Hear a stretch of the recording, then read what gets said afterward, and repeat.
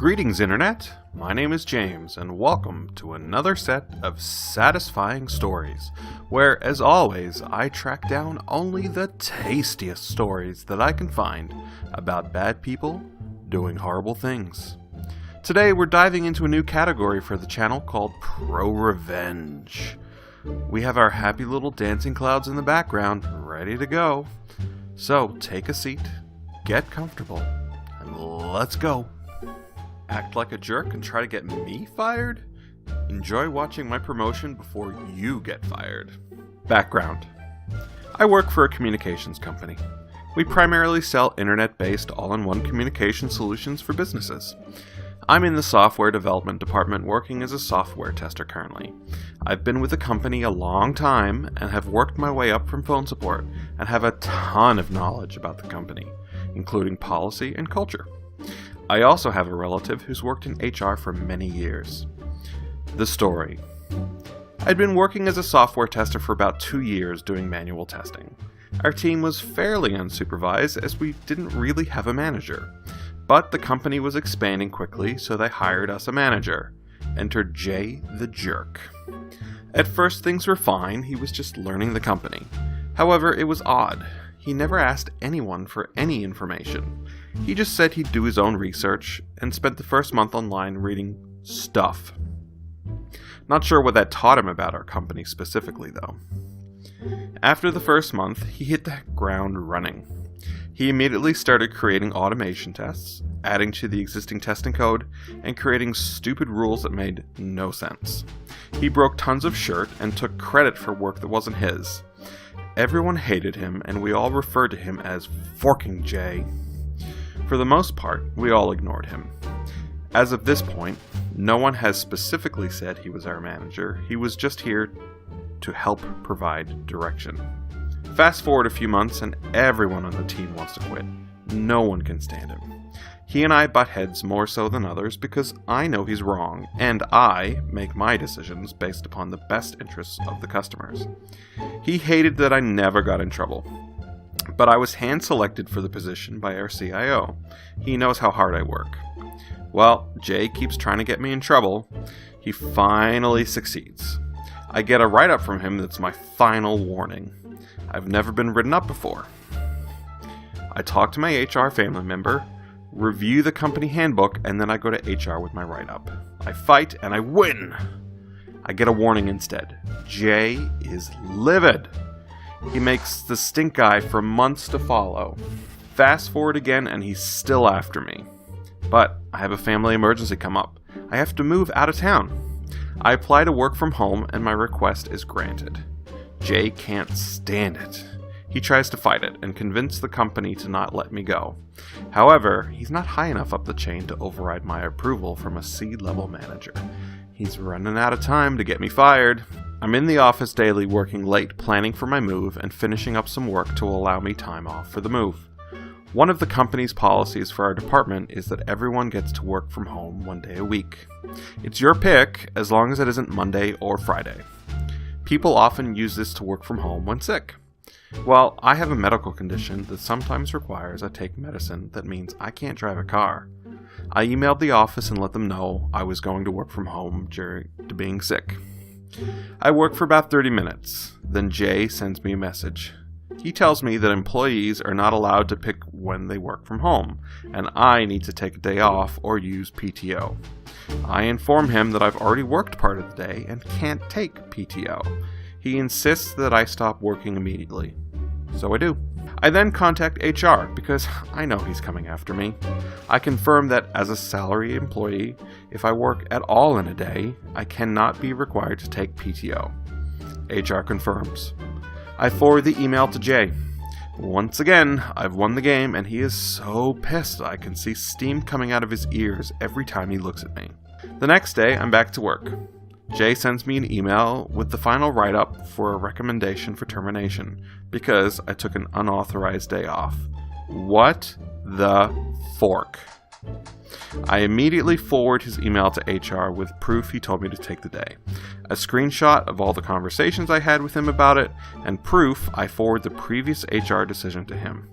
In the email, I also included that I was filing a formal complaint against him, for a hostile workplace, targeting, bullying, retaliating, and a violation of my ADA rights.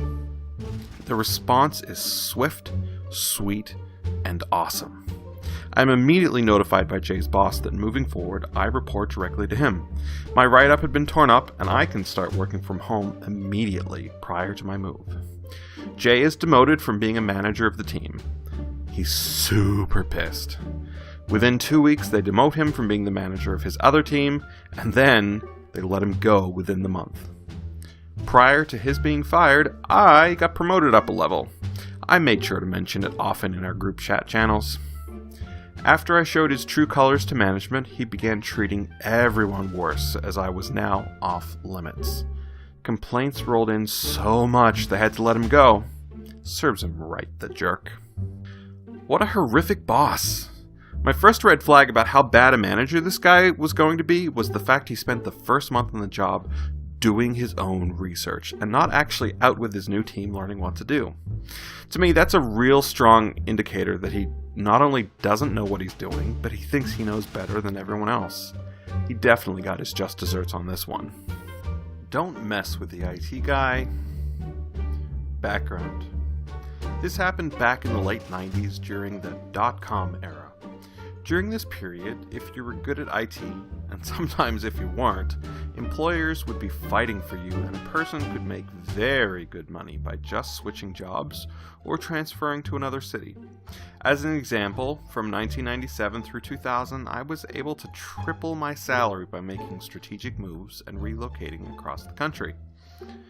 I was working for a small software company in a niche market located just outside of Boston. I'd been working for the company for a couple of years when we all learned we'd been bought out by another company based in New Jersey. A couple of weeks after the buyout was announced, the Bobs from the parent company came and interviewed each one of us to determine what our fate would be. I thought I did well, but it was still a nervous month or so until we found out the results. When the inevitable restructuring was announced, I was given the opportunity to transfer to the head office in New Jersey and report directly to the CTO as manager of network services. The company agreed to pay for my relocation costs if I agreed to work for the company for at least 1 year. This will be important later. I would have a staff of 5 sysadmins and 2 DBAs and be responsible for all the infrastructure, including the power generation and HVAC plant. Of course, one of the first things I had to do was perform an assessment of all the systems to make sure everything was in order. I found that from a technical perspective, things were just okay. There was definitely room for improvement, but what was in complete disarray was software licensing. They were running an all-Microsoft shop and didn't have any licenses for their server operating systems or databases. Essentially, they were pirating software like Captain Jack Sparrow. Now, it's one thing if little Joey runs a hot copy of Photoshop on his home PC, but it's entirely another thing if a company of this size, in a technical field, is running all pirated software in their data center. I immediately contacted the CTO, who was also a relatively new hire, to let him know what I'd found. We agreed it was a serious issue, and we prepared an agenda item for the next management meeting with a cost estimate of nearly $100,000 to bring us into compliance, and that was just for the servers. Now, the senior leadership of this company were very rich people who made their money in the construction business and thought that jumping in on the .com bandwagon was a good idea. They had absolutely zero experience with large IT infrastructure or in managing knowledge workers, but that could be a whole separate story. We presented the dire state of our compliance and requested funds to get legal. The request was denied, of course. When you're in IT, you just can't do things like that because if it ever comes out that you're pirating software in a business setting, they'll go after you personally in addition to the company. So as a CYA, the CTO or I would bring up the licensing discrepancies at every management meeting, and we documented it on paper and in email form. The events. Fast forward a few months and the poor management decisions are starting to surface. The pipe dream of going public is slowly dying, and they've taken to looking for a buyout from another company. The cash burn rate is phenomenal with payroll alone. The company is circling the drain. It comes down that I needed to start laying off staff, something I've never had to do, and let me tell you, it's gut-wrenching. Of course, the people who made the decision want no part of looking at those people in the eyes during the process, so it fell to me. Soon I had no more staff and was doing all the work of keeping the place running myself. I decided it was time for my own exit, but there was one catch. I was still under contract to work there for a few more months, and they were using that to make me stay. If I left, I'd have to repay them thousands in relocation expenses. So, like any enterprising young man, I decided the best course of action was to try and get fired. I told the CTO of my plan. He and I are still great friends, and he tactfully approved my course of action while he was planning his exit as well. I decided that since I was now the entire IT department, I deserved a bigger office. After everyone had left for the day, I moved all my stuff upstairs where the nice offices were and picked the largest empty one. The next morning arrives and the evil COO walks by and does a double take at me, working away in my nice new digs. A few days later, the evil COO goes to my boss and tells him that I need to move because they want to consolidate office space with another company they own. And they want my office for the accountant from that construction company. I drop an ultimatum. Tell him if I take my stuff out of this office, it's going to my car. I quickly start working on lining up a new job and type up a resignation letter to have on hand. This lasts for another 2 weeks or so. Evil COO again approaches my boss with an order of no, really, he's got to move out of that office. My boss advises him against this course of action, but he persists despite the warning. CTO walks into my office and informs me of evil COO's demand, so I print out my letter and walk into his office without knocking, slide my resignation letter onto his desk, and walk out. The look on his face was priceless. You'd need a shovel to scrape his jaw off the desk. I'd already packed most of my things, so I grab the box and walk out the door. The end? Oh no, my friends, this is only the beginning. The revenge. When payday comes around, I call to inquire about my last paycheck. Evil COO tells me that they're withholding it as compensation for the relocation expenses. I inform him that it's illegal to do that. They can sue me for the expenses if they want, but by law they have to pay me my wages. He again refuses and I drop ultimatum number 2. Either you cut me a check now, or when we hang up, I'm gonna make 2 phone calls, and you're not gonna like what happens. He said, do what you gotta do. Okay, but don't say I didn't warn you. I also found out, when I asked for Cobra, that they'd been deducting health insurance from my paychecks, but had never set me up with a policy, so I'd been paying for exactly nothing all those months. Call number 1 was to the New Jersey State Labor Board to report the non-payment of wages. Call number 2 was to the Software Publishers Association, which at the time represented a number of companies, including Microsoft, in licensing disputes. I provided them with documentation of all their systems, the state of their licensing non-compliance, and offered to testify at any depositions or trials that may be required.